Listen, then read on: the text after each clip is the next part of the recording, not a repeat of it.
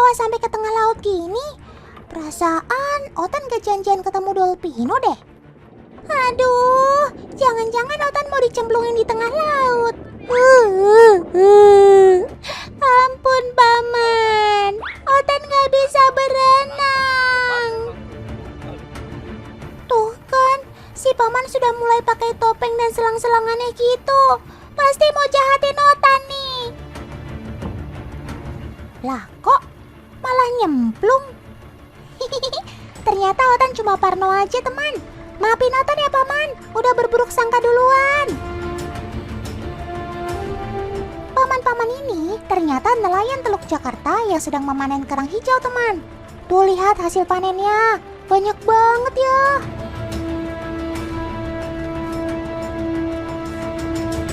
Nelayan di Teluk Jakarta ini membudidayakan kerang hijau dengan menggunakan bambu-bambu. Tekniknya adalah tancap atau stick. Jadi, tiang-tiang bambu akan ditancapkan di perairan laut seperti ini teman. Dalam satu hari, paman-paman ini bisa panen sampai 500 kg kerang hijau loh. Kerang-kerangnya kenapa dibuang paman? Padahal udah susah nyarinya. Oh, ternyata yang dibuang itu kerang-kerang yang sudah mati. Tuh lihat, kerangnya kosong. Dan kalaupun ada dagingnya, sudah nggak layak konsumsi. Makanya kerang-kerang seperti ini harus dipisahkan dari kerang segar. Kalau kata pamannya sih, kerang-kerang ini banyak yang mati karena tercemar dengan limbah dan polutan yang terdapat di perairan Teluk Jakarta. Salah satunya dari sampah yang dibuang sembarangan ke sungai dan terbawa sampai laut. Kasihan kan paman-paman ini, hasil tangkapannya jadi berkurang. Makanya, teman-teman jangan suka buang sampah sembarangan ya.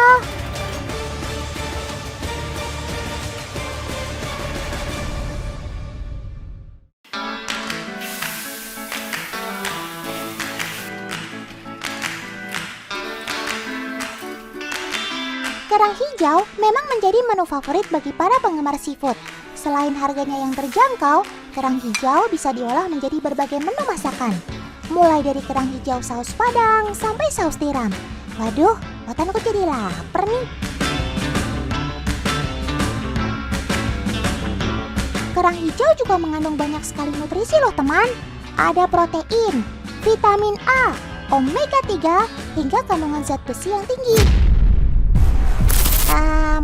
Cuma kalau kerang hijau di Teluk Jakarta sudah tercemar dengan limbah dan polutan, berarti bukannya dapat manfaat baik dari si kerang, malah tubuh nanti kemasukan bahan berbahaya lagi.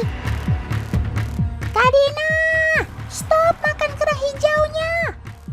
Mending cari tahu aja dulu deh. Otan mau tanya langsung sama pakarnya. Bu, emang bener ya kita nggak boleh makan kerang hijau karena tercemar? Tidak semua kerang hijau ya, hanya kerang hijau yang ada di perairan yang tercemar sampai sangat tercemar. Contohnya misalnya di Teluk Jakarta ya, karena memang Teluk Jakarta ini sangat tercemar, maka kerang hijaunya ikut menikmati bahan pencemar tadi. Salah satu contohnya logam berat. Apa? Logam berat? Ih, logam berat itu kan kalau masuk ke tubuh manusia bisa berbahaya.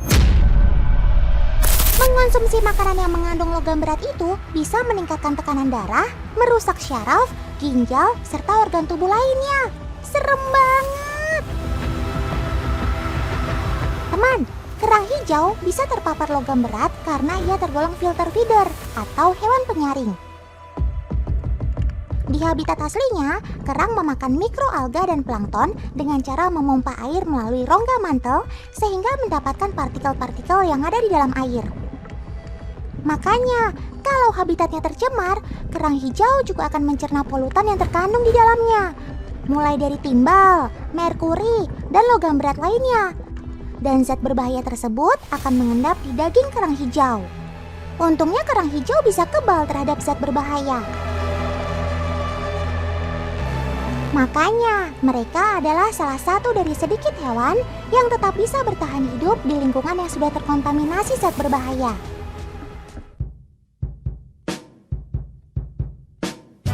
Paman, kenapa Kenapa kerangnya dimasukkan ke akuarium? Emang bisa ya pelihara kerang di akuarium? Dikira ikan cupang kali. Oh, ternyata paman ini sedang menguji kemampuan kerang sebagai filter pembersih ya. Yuk coba kita lihat. Wih, akuarium yang diisi dengan kerang hijau sudah mulai terlihat jernih tuh. Dalam 1 kilogram kerang hijau bisa membersihkan 10 liter air dalam waktu 1 jam saja loh teman. Wah, kamu keren banget sih Sob. Cakep.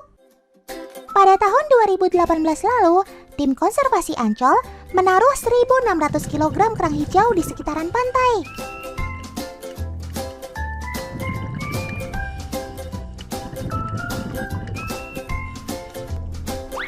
Tuh lihat hasilnya. Sekarang diperkirakan sudah ada 2.600 kg kerang hijau yang tumbuh.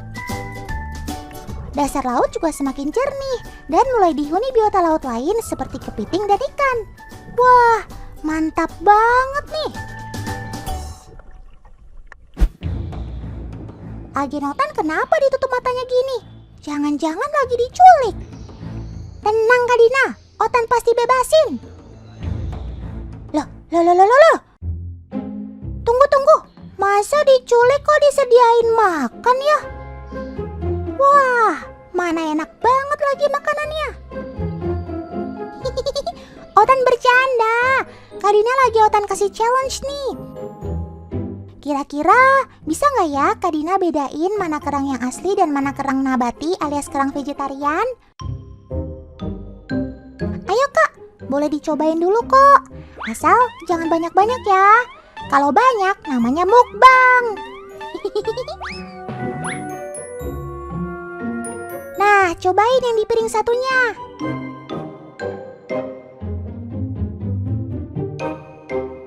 Gimana? Sudah tahu mana yang kerang asli? Ini. Gede-gede yang ini yang kiri. Yeay, Kak Dina salah. Itu kerang nabati, Kak. Kalau yang ini baru daging kerang asli. Ya, salah. Ternyata ini yang asli. Kalau dari penampilan memang kelihatan berbeda. Tapi kalau soal rasa, mirip-mirip kok sama daging kerang asli. Nah, kerang vegetarian ini terbuat dari bahan nabati, seperti tepung gluten dan minyak kedelai.